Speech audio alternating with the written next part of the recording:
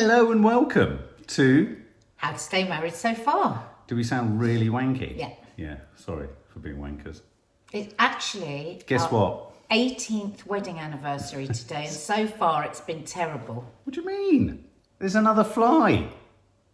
We have tried to do this podcast numerous times. Flies. We're going to just go with this one. Then Mark's eyebrows were so long I couldn't concentrate, so we had to trim his eyebrows. It was actually an emergency eyebrow hair growth. That's kind of interesting, because what are we talking about today? Are we talking about whether the last 18 years of marriage have been worth it? I don't know what we're talking about. Can you not do that with the What are we scissors? talking Because it's about? really annoying. I've had to sit and watch her hair growing before my very eyes. That's what I mean, but is that one of the details of being married to someone? Show them the pair of scissors I just used to hack off the like edges. a pair of shears. So it's 18 years today, and actually the weather outside is very, very similar to the day, this day 18 years ago. But it was ironic because one of our dear subscribers had to remind us that actually We thought it was 17 thought it was 17 years. But it's like you always add a year to my sobriety because you're so impressed you think it must be longer, and you're always wrong. It's like, is it an achievement? You know, people sort of go, I always find that people, when you talk about how long you've been married, we've actually got to a point in our marriage now where I never thought I would ever hear the sentence that I've been with anyone with it for 18 years. Well, when I said it yesterday, I was doing an interview for some magazine and I said it, and she said, "Oh my God, that's so impressive." And it was only her response that made me think, oh, is it? I know. I mean, I can't believe it. I can't believe it. Even though I see our beautiful 17, almost 18-year-old daughter every day, I can't believe it. What, you mean you literally can't believe the statistical The fact? amount of time we have been married. I know. The statistic of it, the years. I know. Because in some ways it seems like such a short amount of time, and others obviously it feels like a very long amount of time. What does that mean? God, that sigh and eyebrow raise Because when spoke you- of volumes. I think when we both think back over 18 years and we both think of what we've had to put up with each other, both of us equally, you know, the difficult times. Because if you can think of the good times, it feels like nothing. And then I think it's the same with any couple. If you think of the bad times, you think, God, it can feel like... I hate it. Like last week, we had a really vile, horrible argument. And it made me so sad because it made me remember the times when we used to argue like that all the time. And it was so awful when the kids were much smaller. And so when I think about that, it can feel, it's just almost impossible to work out and feel the real time of it. Because in some ways it feels like 100 years ago. And yet a really nasty argument can take you back to it in seconds. And I think that's the same for all marriages, isn't it? It's just a piece of elastic that goes in and out and in and out. But I'm proud of it. I'm proud that we've worked through a lot of stuff that was very difficult. And on paper, there's no way the two of us should have survived our relationship. In fact, yesterday, again, in this interview that I was doing, the interviewer asked me, she said, have there ever been times where you thought you wouldn't make it? I said, it's funny. I said, because both of us are very, very difficult people. We're both on all the time. I mean, our levels, if you think about just this morning before we set up to do this, all the peaks and troughs and the mania and the like intensity and the like eggshelliness that's gone between us. And then there's been 15 different emotions and 10 different discussions. And then here we are sitting down talking to each other. And I said that people, if they spend any amount of time with us, people, don't get me wrong, I said to her, people do love us and we're great company, but people don't want to be around us for too long. Like if somebody came to stay, it would be like one night and then they'd want to go because we're very, very exhausting people. And sometimes that's been very difficult for us to maintain. And a lot of our relationship, I think, has been run on adrenaline and cortisol and all these things. And we've had big dramas and we've had huge mountains to climb, and we've climbed them successfully and we've overcome them and we've done brilliantly. But through all of those hard times and all of what we are that would on paper say these two cannot be married, they just can't be married because we're too similar in some ways. The one thing that has been enduring throughout and will be till the day that we die and I'm not ashamed to say this, even if it sounds like I'm bigging us up, because we do spend a lot of time knocking ourselves. I think we're both deeply kind. I think we both have deep kindness, and that is what has carried us through everything. Yeah. And will continue. And when we're unkind to each other, it's so horrible. It's so horrible because it removes us from the thing that glues us, I think. Yeah, and I mean, I think we, because of course, we are on all the time. We are intense all the time. Even in our downtime, we are intensely downtiming, and that I have to confess is exhausting for both of us. And I think it's very. I mean, I'm sometimes surprised we don't almost blame the other one more often for the fact that we rarely get, you know, because it's like even if we have time to not be at that 100%, because I get what you're saying about people being around us. I think they find us very entertaining and very engaging, but very exhausting. And that exhaustion, I mean, like for example, just this morning, I haven't felt in a bad mood at all, but I haven't been easy with myself. And that's lack of ease with myself in a marriage or in a relationship is very hard to explain away, because it might mean that it sounds like I'm being a bit me. But actually, perhaps all I'm needing at that point is privacy. But at the same time, what I'm also feeling is I don't want to be private because it's our anniversary and because I want to be with you. But, you know, there are... You know, we are such an amalgamation of abstract emotions. It does sometimes strike me as it's like a miracle. I always talk about the miracles of nature and the miracles of birth and all that, but it's actually a miracle that two people can, with everything that goes on in a human being, can stay orbiting close to each other. And that's what I call it. And I think the thing you said about kindness, I do think that is the commonality between the two of us. And I do think also that we do, and we've come to trust, that where I feel you're controlling sometimes, or where you feel that I'm, you know, I don't know what sort of controlling in a different way, but also where perhaps it looks like I'm not heeding what's right for the kids or all that, or I'm just going for kind of a good time. You know, even within all of that, I hope it comes back from you too. There's an understanding that we trust each other, that when we pull the other one up, we are coming from a place of ultimately kindness. We might not like to hear it at the time. It could be said at the wrong time.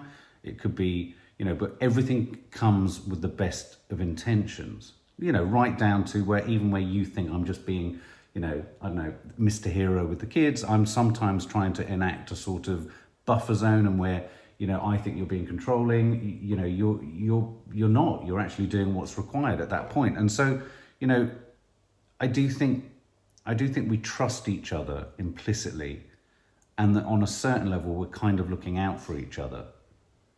But at the same time, I mean, I do think, you know, 18 years, I do go through these fears sometimes that we have been through such a lot. And I'm certain that a lot of relationships at this point can look for problems. You know, I think that happens a lot in relationships, where people look for problems because there aren't any. And I mean, if you look at our circumstances at the moment... I don't know if I agree with that. Well, I think people get itchy feet. You know, there's always those phrases, isn't it? The 7-year itch, the 12-year, all that kind of stuff. I don't mean literally itchy for certain love. I think people might look for where they're dissatisfied, or they're unhappy, or they're overwhelmed. I think happy people don't look for a reason. I think it's people that...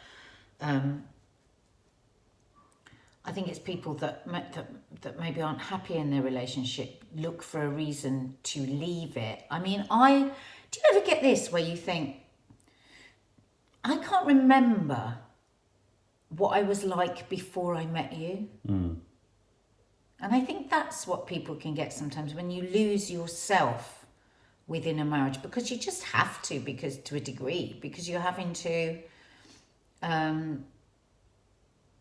like you say, you know, with that constant orbiting another person's needs, another person's idiosyncrasies, another person's dreams, another person's hopes, fears, whatever, you are going to lose a certain sense of yourself.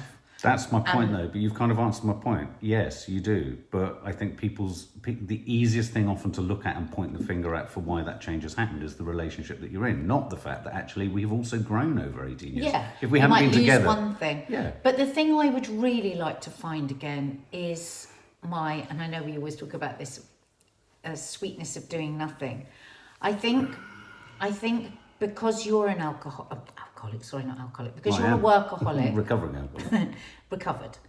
Because you're a workaholic, I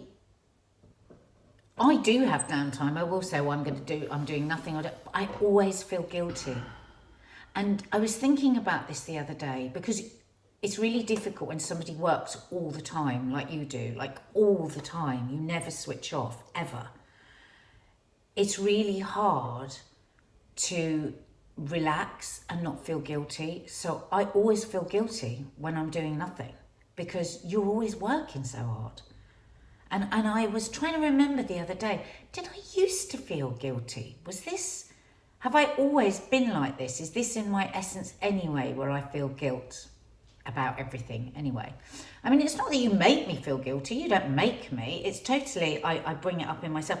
And I worry so much. I mean, looking forward to the next 18 years, I really worry about both of us, because we are still relatively young, and to be switched on in the way that we're switched on at all times. I mean, I'm hugely dramatic and always have been, nothing's just, I don't just say something. I say something and it's like, oh my God, I give everything the same energy as I would if I was running from a cheetah. And so do you.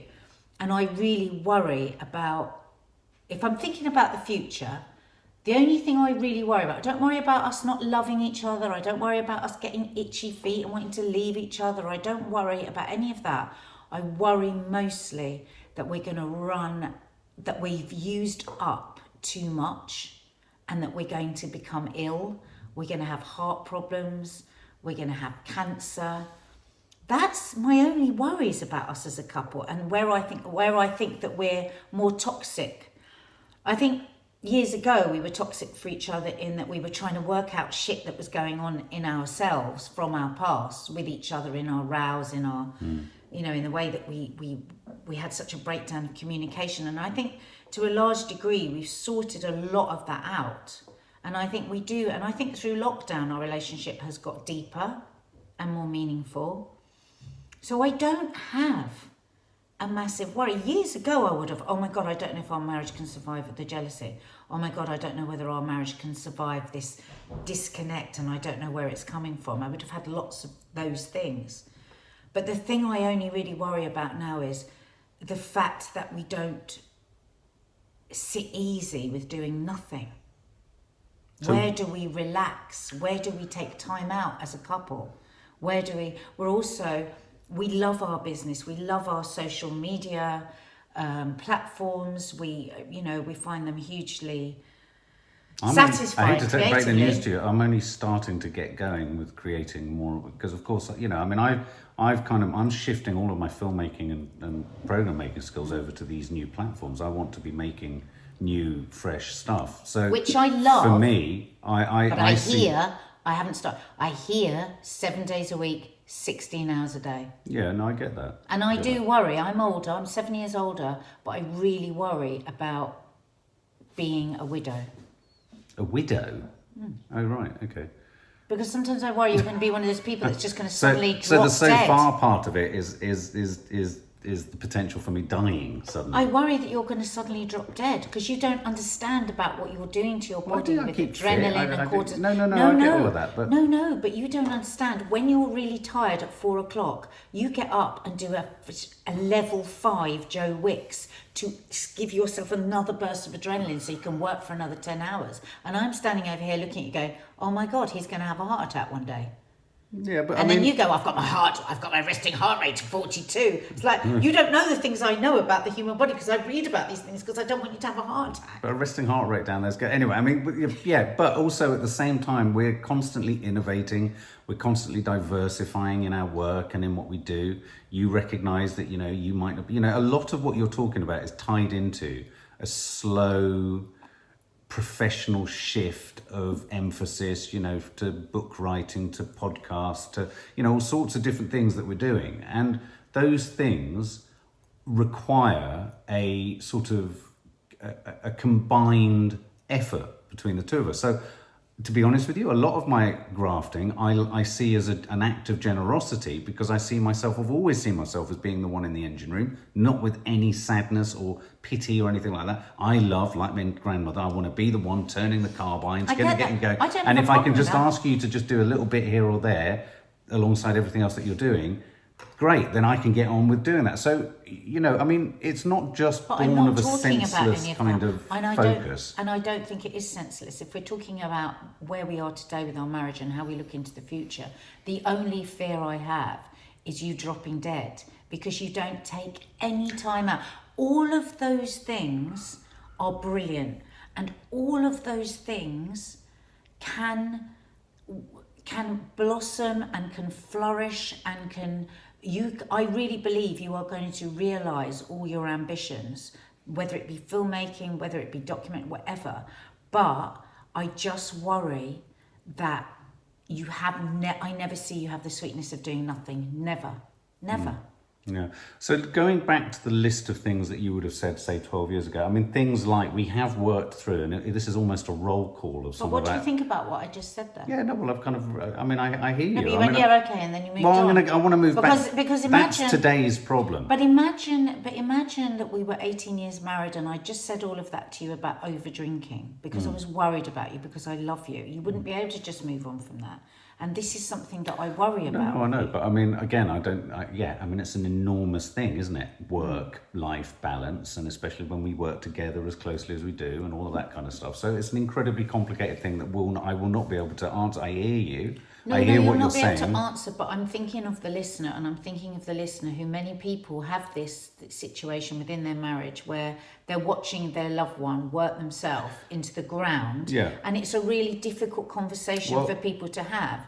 And I'm just mindful that a listener will hear that I tried to have that conversation with you and you went, yeah, moved on to something. No, because in a way I wanted to kind of scroll back a little bit and look at where there a pattern. So, you know, jealousy was a major problem. Alcoholism was a major problem.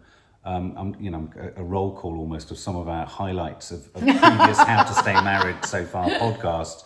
You know, we've been through a lot together. We've been through acute experiences, whether it be childbirth, miscarriage, the death of loved ones, mental health crises and things like that. We've also gone through, I mean, there were times when I look back, maybe this is a nice thought, you know, when I think of what I'm proudest of in our relationship, that I've achieved in our relationship, without a shadow of a doubt, they're kind of connected. It's stopping the drinking and managing to maintain that.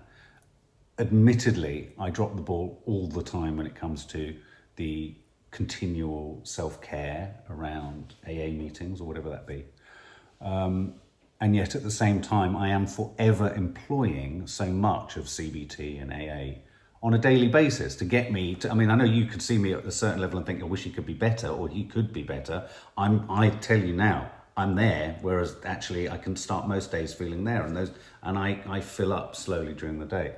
But I feel most proud of that, but I also feel most proud of still continually working hard at the jealousy issues. I feel, I do feel proud of where we've come to, where we've got to, how things have shifted, how you felt sort of liberated by that, how you felt less eggshelly. And I'm pleased and relieved because, with all due respect, as an individual, you don't necessarily know when you decide you want to stop a bad part of your behavior, if you like, because it's having a negative effect on someone you love. You don't necessarily know how much that's a part of your personality that's just horrible. Yeah. And without it, you're not going to be able to function. And what I've discovered is I didn't want you to be feeling like that. Do you know what I mean? I wasn't small-minded. And I presume that's why you've stayed with me, because you recognise that I was the kind of person. And I'm pleased that I've managed to remove, and that's not to say that I don't have to deal with it on microscopic levels every day, all the time. I do. And I know that it's a struggle at times, but I don't come at it from a position of, oh, you've got this, I haven't got that, or you've got that. I come at it from a position of, I know you have compassion for the fact that I struggle with certain parts of my life. So, I feel very proud of that. I feel very proud of the fact of if I cut back to where we were in the hellhole, and you're right, the row we had the other day took me back to a time of real horror and angst and anxiety but also a feeling of not being heard. So I feel proud of all those things. I do sometimes, and not everything's perfect, I do sometimes look to the future, and it's a sort of stereotype that comes out, and I do sometimes ask myself, and I have to check with myself, that do things get easier and better in life because one doesn't challenge things as much. So, for example, you are for a fact, as our friend Rachel says, you are what they called a sort of alpha female. And you're an incredibly powerful persuader and, controller, not in a controlling way, but in a, you can control the proceedings, right? You're an entertainer, you're dramatic, you're all these things. I know I am too. But I do sometimes worry as we look forward to the extent that I might, how much of what I'm doing, which is right and fairer and kinder, is that, and how much of it is just capitulating, and with the sort of passage of time, one just gives up. And I'm sure there are many things that you feel the same with me about. I think that's interesting language, because capitulate and give up are both negative words. Yeah. I think when you're younger and people say marriage is about compromise, and you go, ugh, God, that sounds awful. Well, I never want to be married. But it is, and I think the other word is compromise. Yes. And I think that it is not. I compromise loads in a day. You compromise loads in a day, and neither. And what you get to, it could be, oh God, now I'm shutting up and not saying this. No, you've realised you pick your battles. Some stuff you just go, okay, and you let it go. It's if you're like, oh God, that's still really pissing me off. That's a different thing. Compromise is allowing space for us each to be different and not to call it up every single thing. And I just think that that's a really important distinction, and I think all good marriages do it. I mean, I can see when I look back at what I was, going back to your comment of you don't remember who you were. I mean, I can remember who I was. I mean, interestingly, just a series like Normal People, I think the reason it was cutting so close to my heart, so much of it, less the falling in love. It wasn't about it reminding me of a relationship. It was about not having children and having freedom. That's it was what about I really can't remember. What was I like before children? It's not so much the relationship. And I got a lot longer than you did without children. I was going to say, but so for me, it was a really shocking reminder of how little time I spent in that place. How short you cut it. And if I'm truly being selfish, and I don't think it's very hard for parents to sort of say this sort of thing sometimes. But if I could change anything about my life, I think I'd have allowed myself to have a bit more time for myself. Oh God, yeah. Because, at the age of 23. 38. No, and I mean, I was at the age of... Anyway, but if I think back to the former me, I don't really think back to the former me that you met. I think back to the former me before I became a father, because that's the me, if I'm honest, I miss you had a most. Minute. You only had but that's the me I miss most. That's the me that I was enjoying getting to know. And that was a me that became a very different me because I love my daughters and I became a different man. How old were you when you had Izzy? 23. God, 2 years younger than Izzy is now. Yeah, absolutely.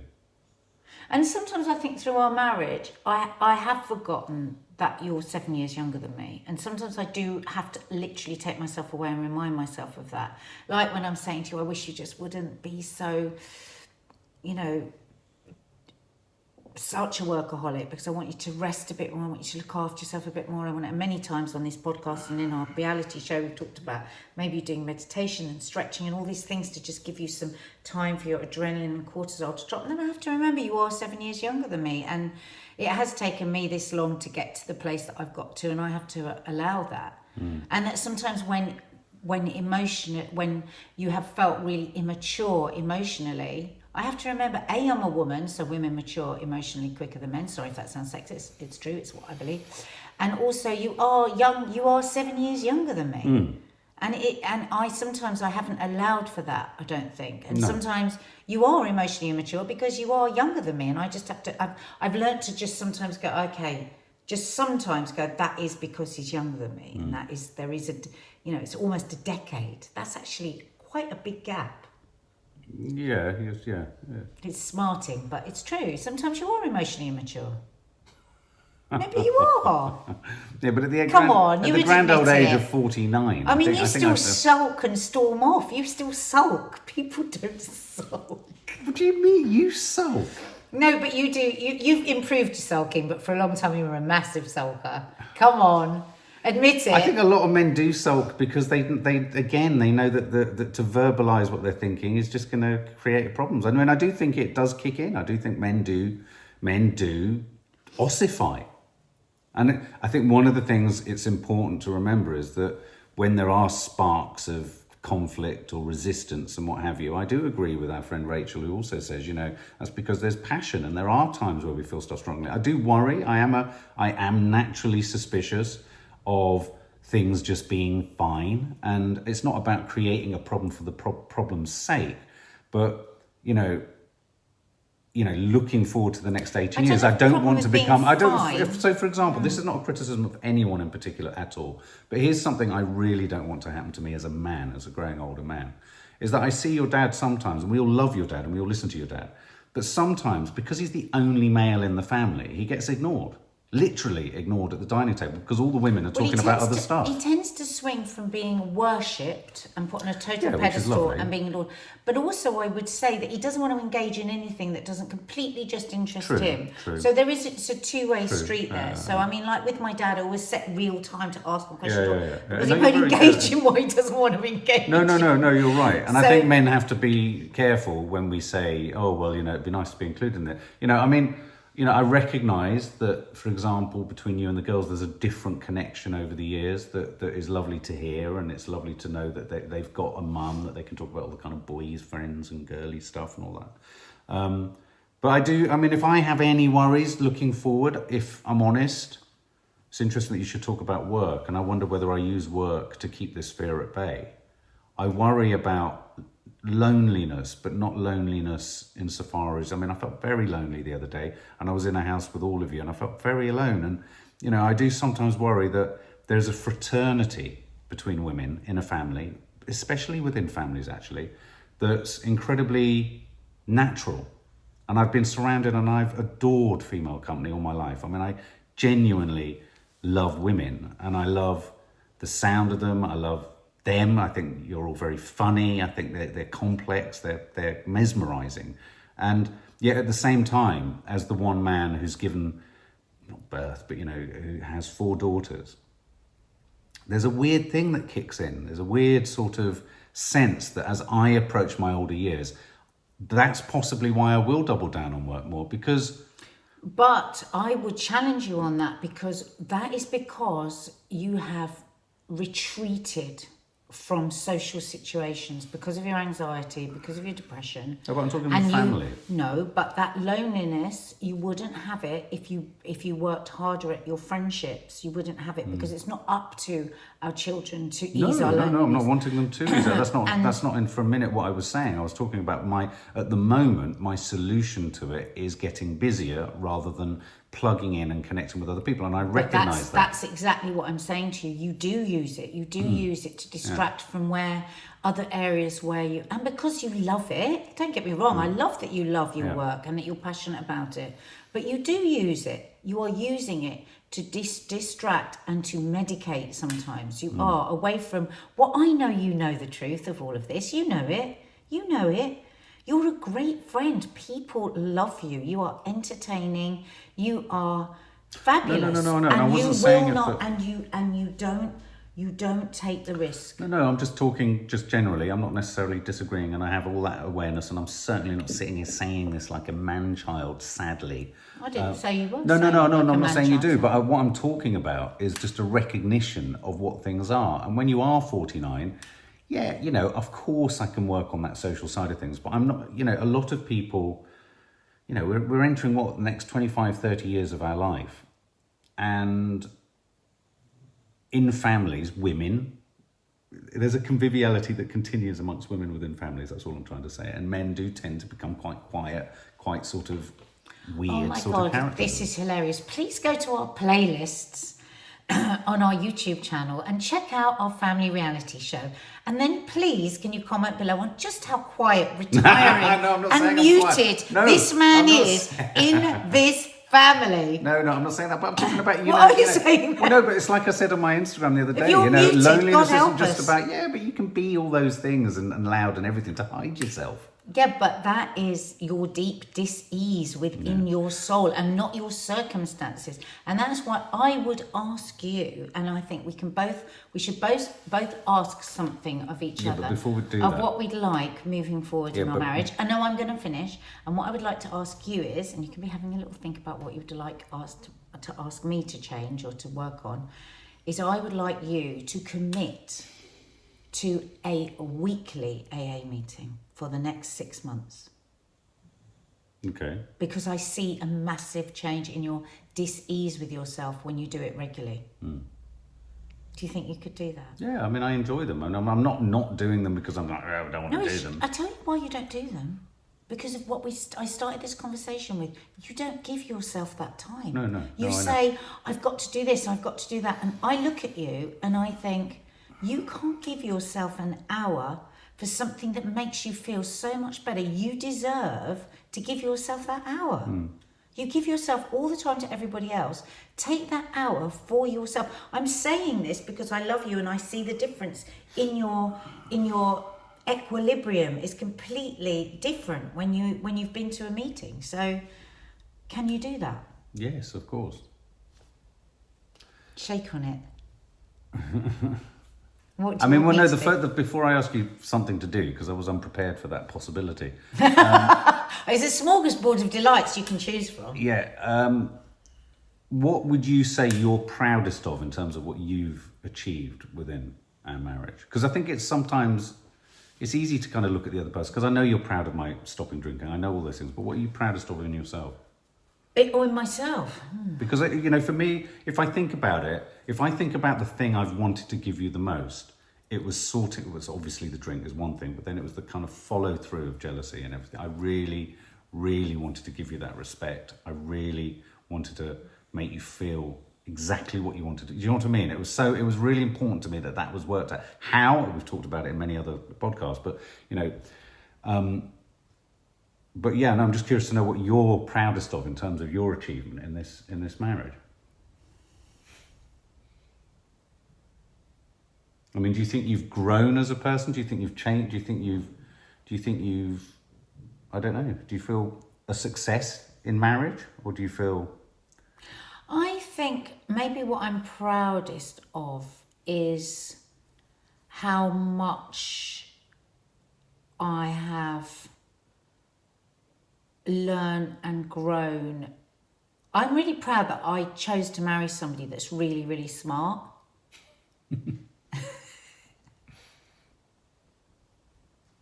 That's kind of nice to hear.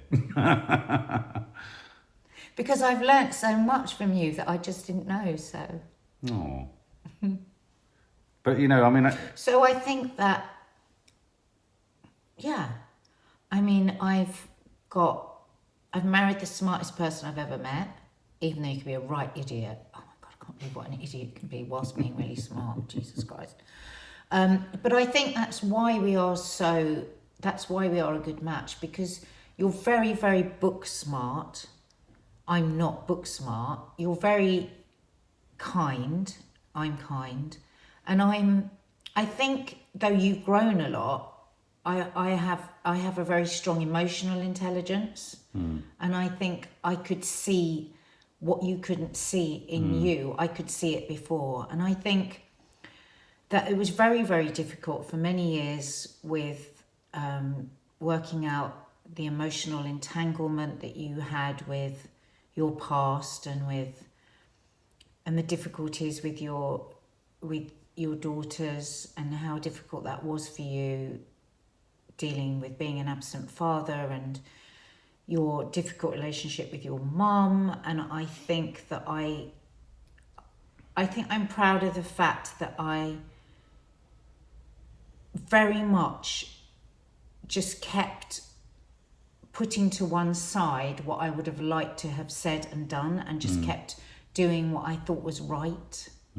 I just kept on with what I thought was right, even though it felt very wrong sometimes for me and you and for our family. But I think the fact that I just saw your girls as little girls that were like stuck in the middle of a very difficult situation and just wanted to protect them and protect your relationship. So I think that's what I've done well in our marriage, and making you and your mum's relationship work, even when sometimes that was difficult. Not making you make it, making you stick with it, helping you, not making you, helping you stick with it, because you might not remember that at times it was really, really touch and go as to whether you and your mum were going to be able to fix your relationship. And even though I knew a lot of what had gone on, and I could have, you see, because I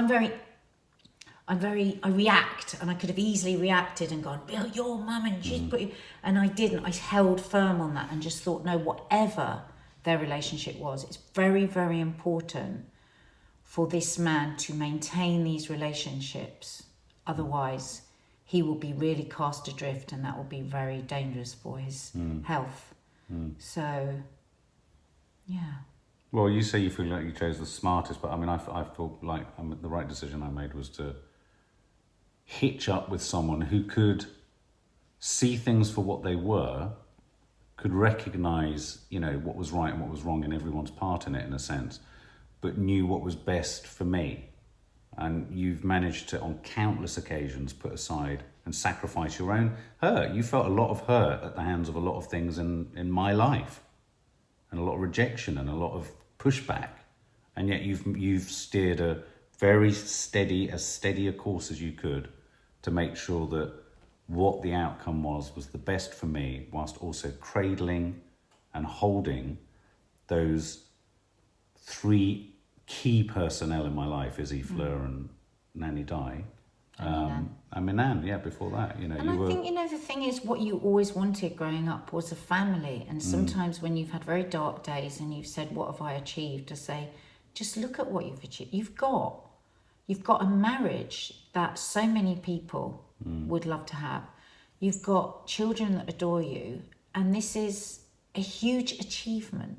It's a huge achievement in a throwaway society where people move on so easily. And we've had a lot more to deal with in some ways than many, and we've stuck it out. That's cool. I've got a little present for you. Oh. Because it's lockdown, it's really difficult to get anything. Oh. I've done you a little jar of promises. No. I've got you a present, but it hasn't arrived yet. So you can just open one. So these are things that you can trade in at any point. Oh yeah, you can't see this if you're listening. If you're watching on YouTube, I'm opening a sort of a jar of little wishes. 18 for 18 years of marriage. Sweet, so these romantic are things, thing to do. These are things that you can call up at any time. You're not going to go through all of them, but you can. But I'm going to do you one. can pick up, open one, and then open it. Just pull it open. Oh. I hope it's not a really boring one. Late night, long lie-in, heart. Sounds nice. Okay, you can open another one. Let's stick that in there. You can't lose them because you can't trade them in unless you've got them. Would you? What is? So when you want these, you hand them in and you say, "Can I claim my?" and then they're gone. You only get one. Yeah, you get one go at them. Choose a doc. A doc stroke film. Oh, choose a doc stroke. What? No, I can't read it. A doc to watch and say when. Oh, a documentary? Yeah. Oh. Because we're always saying we want to watch that and then we never do it. Oh. So there's a little tiny one at the bottom that you can take out. Right. Okay, guys, this So is the other very ones- visual. So if you're listening on iTunes, I do apologise. There's a little glass one. jar of coloured papers Shall I and take they're them all all out? folded up. Yeah, 18 of them. 18 of them. And there's a sweet. really tiny this one here. So yeah. Oh. Lots of hearts on it. Oh my God. I said, can I take back that I married the smartest person I've ever met? He can't unfold a tiny piece of paper. Ask for anything. There you go. But can I put it back in and choose when I use it? Yeah, you can choose when you use it. Is this like, this is a bit like, this is like a superhero jar. Yeah. It's like I've got the power of these. This is like Aladdin and the genie. Are you my genie? I've always wanted, listener, always wanted with That's this so family to do a jar of, and they just poo-poo me, and it really hurts me, and they never know it hurts me. I want to do this thing. I've seen other people do it. It might be a bit Instagram, might be a bit whatever, but I actually think there's something really lovely That's in it. really sweet. Thank you. I want a big jar on the table, and I want a pile of Post-it notes, and I want us each day to write something that we're grateful for and put it in the jar.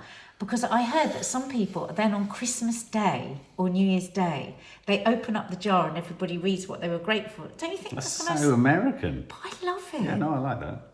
I think gratitude is the way forward for every one of Well, our I am illnesses. incredibly grateful for that. I am going to go ferreting around for certain ones there. There you go. Thank you, listener. Happy anniversary. Happy Let me come anniversary. round. Well, your anniversary gift is coming, but it's just not here yet. It's so male. What? What do you mean? Why is that male? Oh, I'm joking. I love you. I love you too.